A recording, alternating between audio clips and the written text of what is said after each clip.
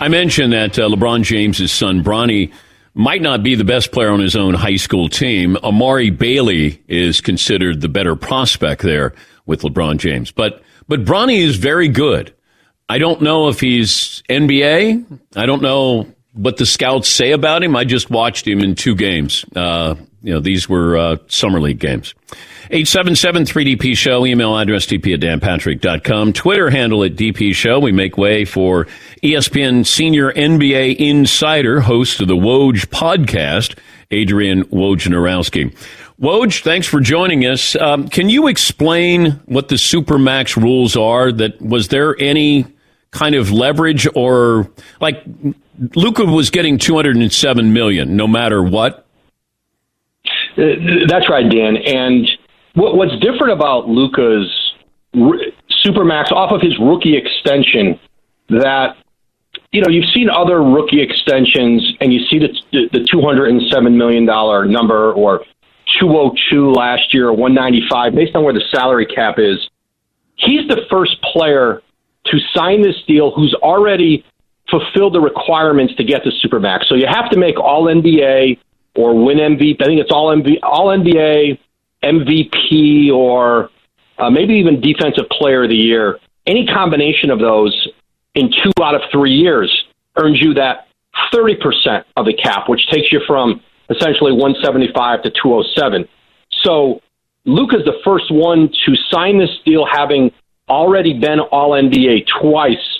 Other great young players, Tatum and Donovan Mitchell, Trae Young, they can earn that $200 million in their deal if they become All NBA twice. Luka's the first one who's already done it at 22 years old twice before he signed the contract. Why did everybody jump on Mark Cuban's jet and go to Slovenia for the signing, including Jason Kidd? If it's a foregone conclusion, did they have to massage him a little bit, nurture him a little bit here?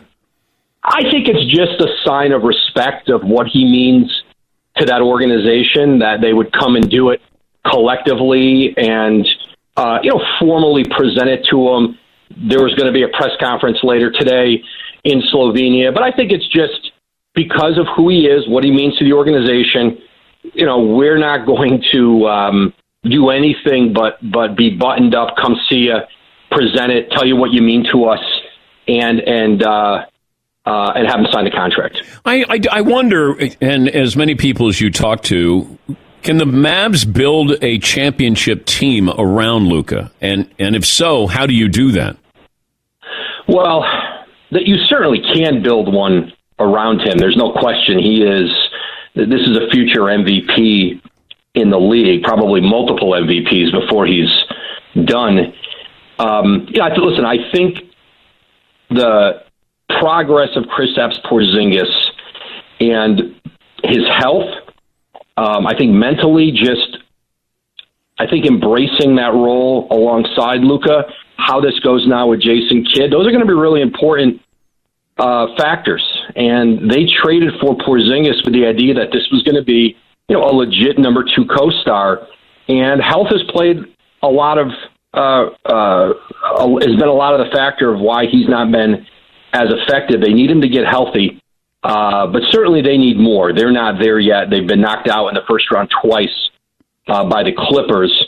But Luka's 22 years old, and we can look at the progression of other great players in the league. Giannis, the struggles he went through, finally winning it at 26, right, this year. Yeah. So it's not probably next year. It's not the year after. I think we see how these things evolve. It is rare that you're going to win a title with your best player at 22, 23, 24, even when it's someone of the talent of Luka Doncic. Are the Lakers done with moves?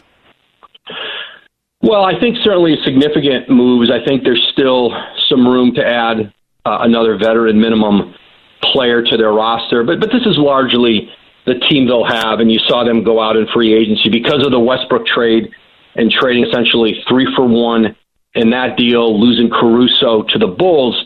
They had to fill out their roster, and you kind of saw a combination of some players who had been there before, older. They get a couple 4 men, and Carmelo Anthony, Trevor Ariza come there. Dwight Howard comes back as a center for them, and then a couple of younger guards. Malik Monk, Kendrick Nunn comes from Miami. So, like when you're the Lakers, you can get some guys to take that veteran minimum deal.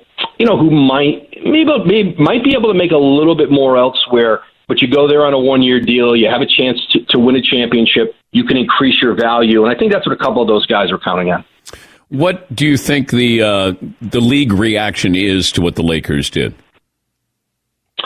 Listen, I think the people know that the Lakers, were formidable last year. They'll be formidable again. Health is going to play a big part in this, and regardless of the role players around their stars, LeBron James, Anthony Davis, listen, health played a huge part in why that team got knocked out. And they lost to a very good Phoenix team. And who knows, maybe at full strength, Phoenix still wins that series. We won't know. But certainly LeBron now, past, I think he'll be 37, right, in the playoffs next year. Yeah. Anthony Davis coming off of a significant injury. Keeping those guys healthy is, you saw it last year in the postseason, and you saw the teams. Milwaukee, for the most part, was able to stay healthy. They did lose DiVincenzo. Health played a huge factor, I think, when there was just such attrition around the league coming off of in that condensed schedule. And I'm sure that'll be the case next year. But this is an LA team, especially because of LeBron's age. You've got to go for it every year. And now they bring in Russell Westbrook, who is going to bring a lot to that team. They still have to surround that group with shooting. That's not what Russ does. Russ is not going to be a catch and shoot guy when the double teams, when LeBron kicks it out. Russ is going to still attack the rim. And so it's a different dynamic for them. What about Dennis Schroder, who turned down that extension, and now there's a report this morning that maybe he'll sign with the Celtics? Could the Lakers have done a sign and trade with him to get something in return? They could do one if that interested them. They have the ability. I've not sensed that's been something for them because remember, somebody else has to want to give up something of value, and I think teams. There's teams who can sign Schroeder, probably not certainly at the number that he could have had with the Lakers. But I haven't gotten the sense since free agency's really gotten rolling that there have been a lot of sign and trade scenarios. Again, if the Lakers are going to take somebody on and they're into tax, and remember that player is going to cost them exponentially more because of the tax bill, you've got to think that the guy whose contract is probably going to be 2 or 3 times what he makes on your tax bill, is that worth taking on? And again, teams I don't think they feel like they've got to give up something of great quality to bring in Dennis Schroeder now. They can sign him if they have their mid-level exception, that taxpayer mid-level, which is around $6 million. They can sign him to that. Is there any chance that an owner could just say, I don't care about the tax ramifications? Like Steve Ballmer has how many billions and billions of dollars that, like the Yankees, they just said, we don't care what the luxury tax is. Could you see an NBA owner going rogue and just saying, hey, go, I'll pay it. I blow through the stop sign. Yeah, we've seen it. Golden State's tax bill has been enormous. They brought in Kelly Oubre last year, and his salary, I think he cost them, I'm trying to remember, just Oubre's salary was over, I think, $50 million when you put the tax. That's commitment. That's a lot of money for Kelly Oubre in a year where you're not going to win the title without Klay Thompson last year. Listen, Brooklyn's tax bill is going to be enormous. The Lakers are going to be, and Steve Ballmer and with the Clippers once they re-sign Kawhi Leonard. So I think teams have gone significantly in it. If you remember Prokhorov in Brooklyn early on with the Nets, they didn't have success. It was no object to them. So I think we've seen it. I guess it's all relative to, how astronomical it goes. But there comes a point where you're locked in by the cap, or you just can't.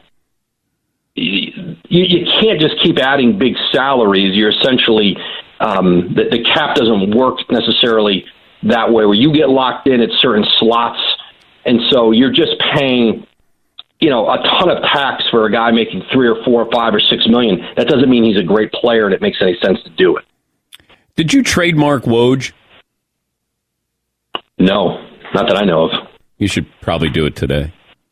Why, is something happening? Well, I don't know. I just think you just go with one name. I think you've earned that. Sting, Prince, Madonna, Woj. Yeah, I hadn't thought of it in that grouping, but yeah, that's something I'll check into this afternoon, Dan. Not a bad idea. Okay, not this morning, but this afternoon you will. That's right, after lunch. And trademark Woj bomb too. Well, there you go. Okay. Right. Okay. I hadn't thought of any of these things. Thanks, Dan. All right, thank you, Woj. That's be well. Take care. Adrian Wojnarowski. I'm just helping out. That's all. A senior NBA insider, host of the Woj podcast. Yes. We should trademark Narowski just to get the other side of Woj. Oh, yeah. He gets Woj, and we're like, okay, well, we trademarked Narowski. And he has to buy it back from us. Yeah, Narowski bomb. Yeah. Trademarked. TM. Yeah, I don't want to get another cease and desist from anybody. We're good. Like we made a cease and desist T-shirt, but I don't need to get another cease and desist from any athletes or their representation.